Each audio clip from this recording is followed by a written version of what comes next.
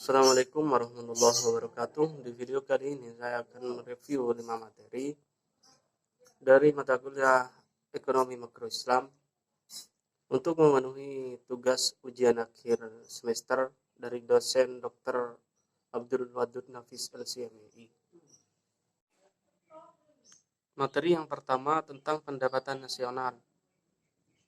Pengertian pendapatan nasional adalah jumlah pendapatan yang diterima oleh seluruh rumah tangga keluarga di suatu negara dan penyerahan faktor-faktor produksi dalam satu periode waktu tertentu, biasanya selama 1 tahun. Manfaat pendapatan nasional ada 4. Yang pertama, 1. Mengetahui dan mengelola struktur perekonomian nasional. Yang kedua, menentukan kontribusi berbagai sektor perekonomian terhadap pendapatan nasional.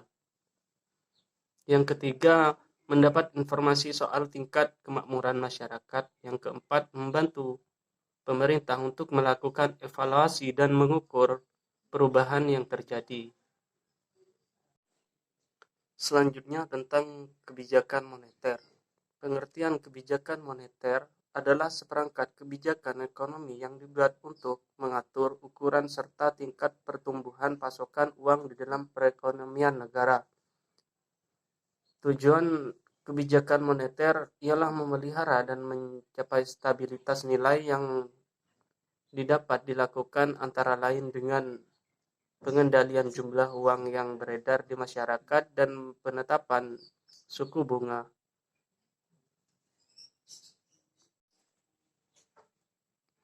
Kemudian tentang kebijakan fiskal dalam perspektif ekonomi Islam. Kebijakan fiskal adalah kebijakan ekonomi yang dilakukan oleh pihak pemerintah untuk mengelola dan mengarahkan kondisi perekonomian ke arah yang lebih baik dengan cara mengubah atau memperbarui penerimaan dan pengeluaran pemerintah. Tujuan utama kebijakan fiskal adalah untuk menentukan arah, tujuan, sasaran, dan prioritas pembangunan nasional serta pertumbuhan perekonomian bangsa. Komponen kebijakan fiskal ada 2. Yang pertama, pendapatan negara atau pajak sebagai komponen penyusun kebijakan. Yang kedua, pengeluaran negara atau APBN yang merupakan kumpulan berbagai pengeluaran negara. Kemudian tentang tugas dan wewenang Bank Sentral. Pengertian Bank Sentral adalah instansi atau lembaga keuangan yang memiliki tanggung jawab atas suatu kebijakan moneter dan meningkatkan aktivitas perekonomian yang stabil dalam suatu negara.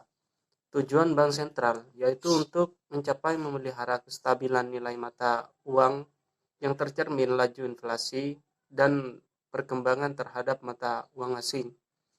Tugas Bank Sentral dalam perbankan adalah 1. Menentukan suku bunga, 2. Sebagai banker, 3. Melakukan kredit yang sehat, 4. Melakukan pembinaan bank yang ada, 5.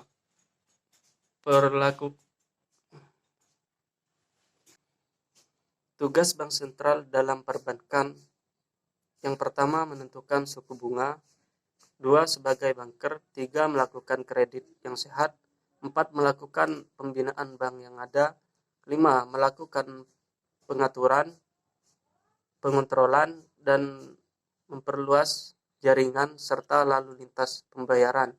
Yang keenam, melakukan pendorongan terhadap masyarakat untuk menjalankan usaha yang produktif. Yang terakhir tentang tugas dan wewenang OJK. OJK merupakan sebuah lembaga negara yang memiliki fungsi dan tugas dalam penyelenggaraan sistem pengaturan dan pengawasan terhadap lembaga jasa keuangan secara integrasi.